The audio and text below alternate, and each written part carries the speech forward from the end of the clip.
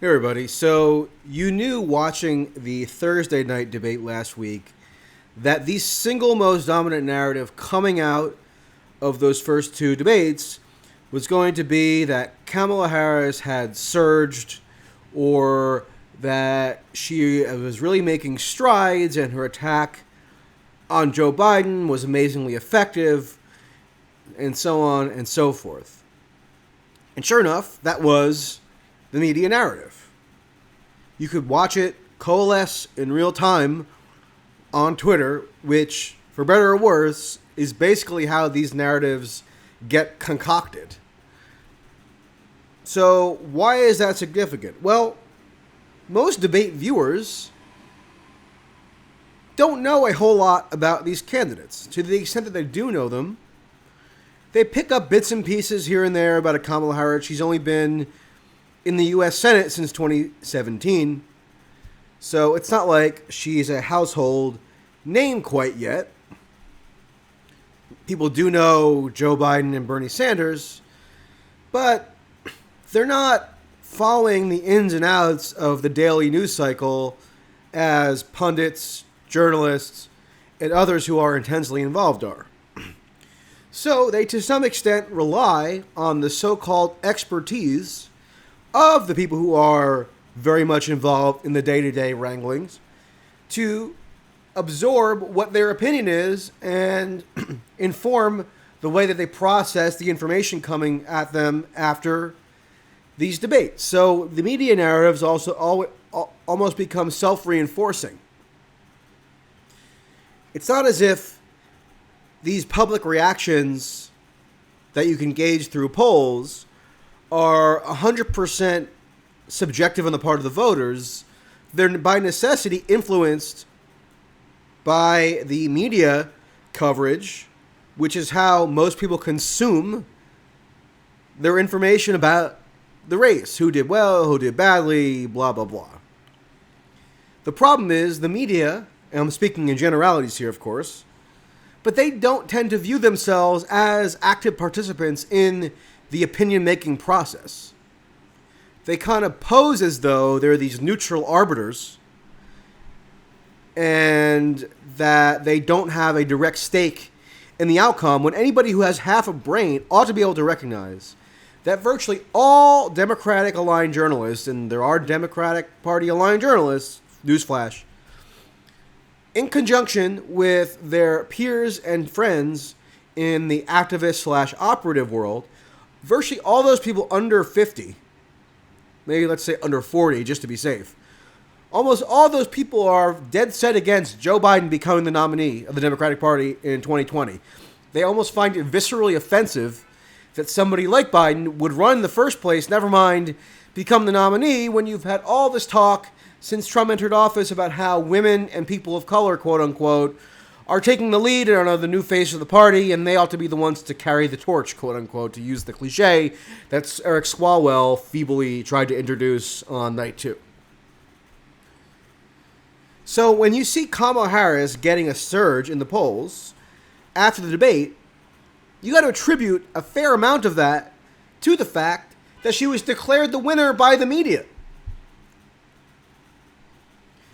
It wasn't just some natural progression in public opinion related to her. It was because she was being depicted as the obvious victor in this dramatic confrontation with Joe Biden. So the media did have an active role, and you can discern that by simply looking at the polling data. And there are new figures which came out today, which shows that Harris has gained some ground. So she gained 6 percentage points in the Morning Consult poll. That's a national poll that was released today, compared to last week. So last week she was at 6%. This week she's at 12%. Gaining 6 points in a week is a lot. And Biden is down 5%. But Biden is still at 33% nationally, according to this poll. So while you might get some noise around the margins in response to discrete events like a debate, it's unusual that those debates will actually change the fundamentals of the race in such a dramatic way that it'll fundamentally alter who is best positioned to win and who's the favorite. People are prone to overreacting to discrete events like a debate and to extrapolate from marginal shifts in public opinion that we're in a whole new ballgame. Whereas, we're basically where we were before. Biden, low 30s. Harris, Sanders, Warren in the mid to upper teens. And the rest kind of jockeying for, placement below that. Here's a significant finding, though, because at least the initial polling data does suggest that Harris got a boost, whether or not it's due to the media reaction or because of some organic sentiment. It's hard to really parse out. But in Iowa, Harris, at least according to one Suffolk poll, and you can't take too much away from one poll. I mean, in a sense, even talking about one specific poll rather than averages is kind of on balance disinformative. So I'd really almost be better off not even relating any of this polling data to you. But, people want to hear about the presidential race, and polls are kind of what's available to us in order to scrutinize the placement of the candidates. But it has to come with a big qualifier that taking too much away from individual polls is really foolish. That's why I think you're more often better off at least trying to focus on the issues rather than getting into this daily data, gamesmanship. But, that said, you can extrapolate certain trends. And one is that Harris has gone up in Iowa. Biden's still in the lead at 24%, basically where he was last month in Iowa. But the one figure that jumped out to me, at least in relation to Iowa, is Bernie Sanders. Bernie Sanders, according to this one poll, and this is consistent with other polls, which show him not really expanding his support in Iowa, Suffolk poll has Sanders at 9%. So remember, in 2016, Bernie Sanders won nearly 50% of the vote in the Iowa caucus. He almost beat Hillary and ended up losing by a very, very slim margin, something like, was it around 1%? So Sanders, as the runner-up in 2016, at least on paper, ought to expect to have a very substantial built-in advantage in Iowa, especially because Iowa is a caucus state. It's one of the few remaining caucus states. A number of the states that had caucuses in 2016 have converted to primaries this time. And Sanders really does have to win in Iowa. Now, I know that's sort of a declarative statement, but from where I sit, in order for Bernie to have a shot of winning the nomination, he basically has to win Iowa. Because one of his primary assets, electorally, is that he has a very motivated and committed activist support base, which lends itself to overperforming in caucus states, which Bernie did in 2016, including in Iowa, where he nearly won against the person who had been crowned the inevitable nominee, Hillary Clinton. And, Sanders also won in caucus states like, Maine and Colorado, etc. So if there are fewer caucus states now, that means that there are going to be fewer states that privilege Bernie's unique electoral asset, which is the strong, quote, ground game and the committed core of activist supporters who are devoted to doing whatever was necessary on the ground to bring out people to the caucuses. So if Bernie is now in the single digits in Iowa, that's just not a good sign for him, especially because he has almost universal name recognition. Now, Obama was way behind in 2007-8 at this stage in relation to Hillary, but Obama was still new on the scene. He wasn't a universally known figure. So he had nowhere to go, really, but up at this stage in 2007, which he ultimately did. He won the Iowa caucus. But Sanders has kind of been lagging to a fair extent. And I think you got to be, I mean, if you're clear-eyed about it and you're a Sanders supporter, and I've always said I have affinity for for Bernie. I interviewed him in South Carolina recently. I voted for him in 2016. I'm not going to pledge to endorse anybody this time around, at least not yet. But if you're a Sanders supporter, I think you ought to sit back and recognize that this data, especially in Iowa, is not very good for him. And I don't know what he can really do to improve his standing, given that he's already basically universally known. So it's a quandary. But there's still a long way to go. Who knows what could happen? Some dramatic event could unfold between now and next February that totally upends the fundamentals of the race. So you got to keep an open mind, but at least now there are reasons for at least concern if you're a Sanders supporter. And Tulsi's still hovering around at 1% in Iowa, which is better than Beto and better than other supposedly high-profile candidates. But she's in a different situation where she is not well known nationally.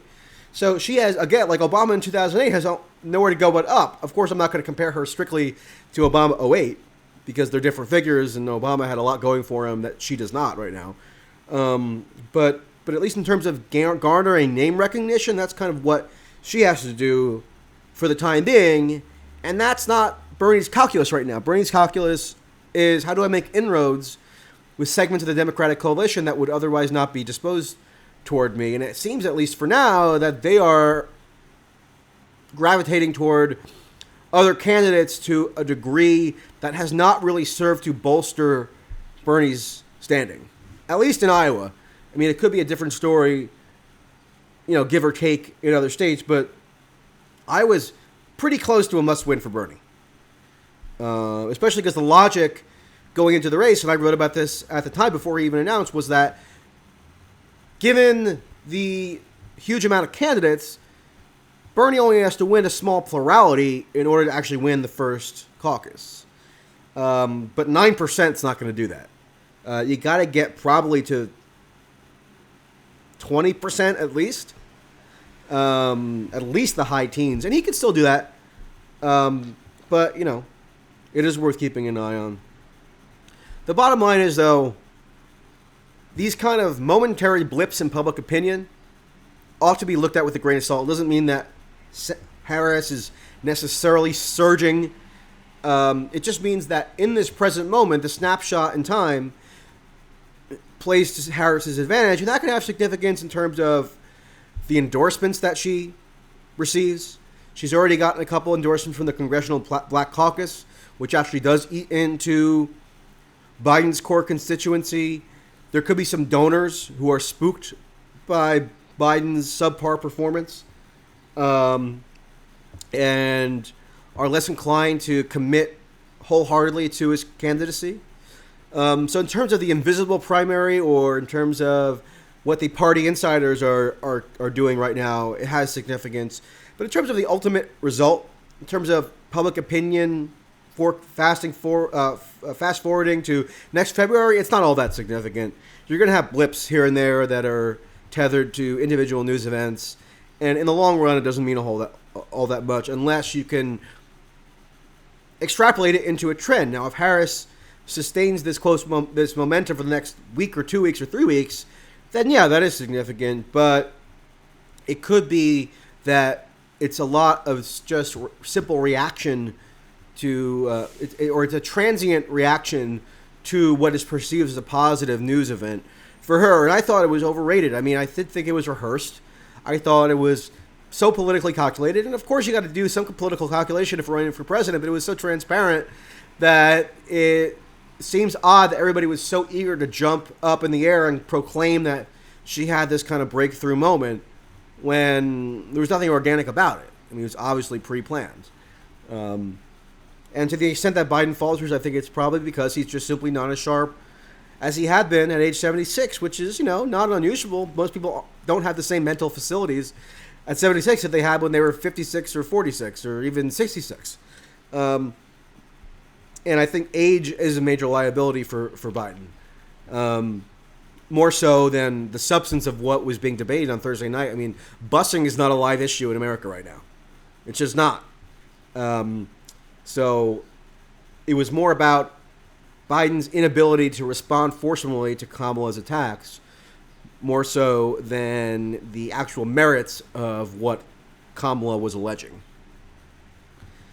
So I'll link to the polling data that I referenced. Remember, if you're interested, please consider a contribution on PayPal, Patreon, etc. Subscribe here on YouTube. All that information's in the description box. And I'll talk to you later.